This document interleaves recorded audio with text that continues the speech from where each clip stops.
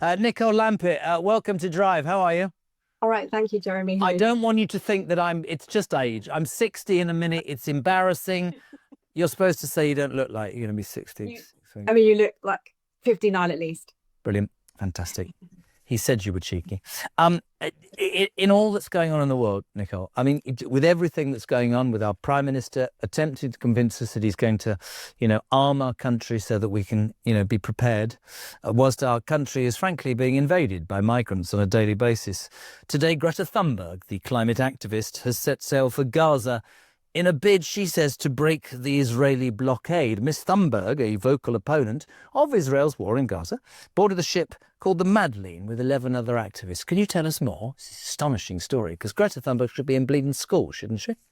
I'm really happy. I don't know about you, but the planet has been saved. Clearly, there's no eco-climate anymore. No. There's no problems. That she has the time to get a boat from lovely Catania. I was there last summer. It's beautiful in Sicily. And get a boat to Gaza with the flags and with the kafirs and the dressing up as terrorists to hopefully land on the shores of Gaza, where I'm really hoping that Hamas, that she's allowed in, and that Hamas give her the welcome that they gave all the hostages. And I hope that perhaps they get to take her to the underground tunnels where they're keeping the hostages, and maybe give her the same sort of diet that they've been feeding them too. To be honest with you, and I'm really glad to have you on. I mean, to me, she is a living embodiment, right, of why it's a bit like Just Stop Oil, right? I'm not trying to trivialize it. All I ever see is people who I don't believe have any desire to believe what they're doing. It's just the latest activist I'm going to attach myself to. And that's what we've got now in this country. We seem to have, and trend is the wrong word, but this is the latest fad that I will attach myself to. I said about Just Stop Oil. When the Just Stop Oil thing finished, I knew no more about what Just Stop Oil were about than I do what Greta Thunberg's about. And you make such a salient point. So what, net zero's buggered now? It's done now, is it? She stopped worrying about that. I mean, to me, it's a joke. She says that we're going to reach Gaza's shore and draw international attention to the plight of civilians. Nobody, and I haven't avoided talking about this, nobody likes what they see happening in Gaza. The atrocities but some of the reporting is unbelievable.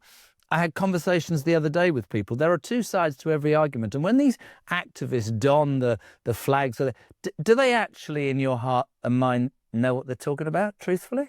I mean, that's the thing. Like, Greta certainly missed a lot of education, didn't she? Where she was campaigning around the world to save the world, which she's done now.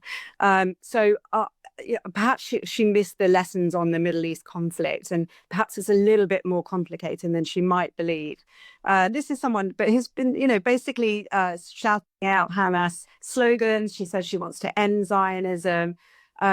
I don't really know what she thinks she's going to do there or what help she's doing. But in the last few days, we've had 2 people gunned down in Washington by someone shouting about who was pro-Palestine, free Palestine. We had someone just yesterday attacking people in America as well, setting them on fire. He was also shouting about free Palestine. So although it's funny to laugh at her because she's stupid, but really, it's not funny at all when you think about that it's fashionable to be hating on Jews, and that's what it is, really. I'm quite strong in this. I've got some friends, one particular one whose kids still cannot wear their blazers in London. They go to a Jewish school. I do not, before people pile in on me, I'm not condoning anything. I don't like what I see. War's a horrible, horrible thing. I don't like it. I don't like what's happening to the kids. But I do think we have to understand the atrocities that were taking place and have taken place. I don't think it's all on one side. And I think so many of these Greta Thunberg type people, they see what the populist side is. Or you're right. I mean, does she actually know the facts? Are the facts being broadcast and promoted correctly? I don't know. This is she's kind of learning via TikTok, and she's learning via one side, and TikTok is very heavily weighted because it's a Chinese outfit. And this is partly about dividing the West. And I actually went to a socialist workers party meeting, to listen to what they had to say about Palestine. And it's more than just the idea of Israel and Palestine. It's an anti-West movement. They're hoping for the they're hoping for the working classes to rise up and rebel, and they're hoping for this revolution that will never come. So in the meantime, we're left with this kind of radicalism, this kind of whitewashing of terrorism.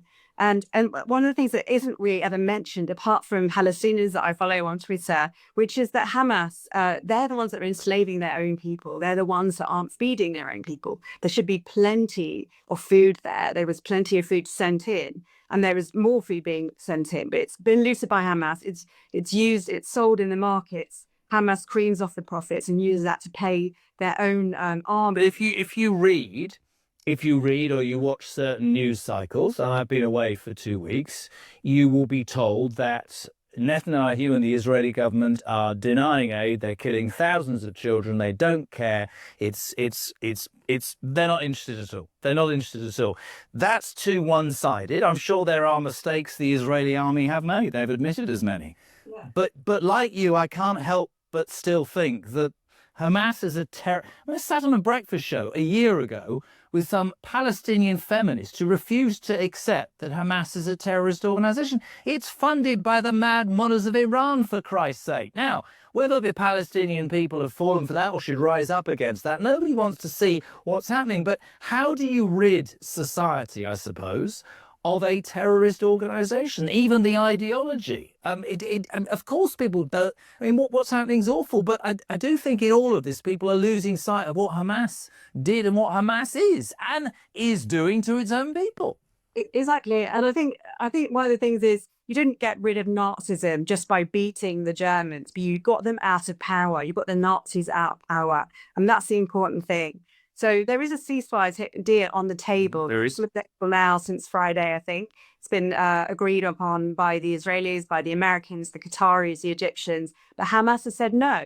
They're saying that they want to carry on in control of Gaza. So while all these pro-Palestinians are claiming genocide and all of this, it's the only army which is apparently being genocided, which is saying, no, we want to carry on. That's the kind of madness that we're in this bizarre world where people are genuinely don't get that Hamas are terrorists, even though we all saw what happened on October 7th because they live screened it. I couldn't agree more. Just to finish, and of course I remember you now, even despite the fact I'm nearly 60. Do you think that Greta Thunberg will make a difference internationally? No, only to her own reputation, and whether that's good or not. I suppose it's a way of staying relevant, isn't it? Because people have stopped talking about the planet. What will be next? What will be next for Greta? Really good to have you on. Nicole Lampert, freelance journalist. Thank you very much indeed.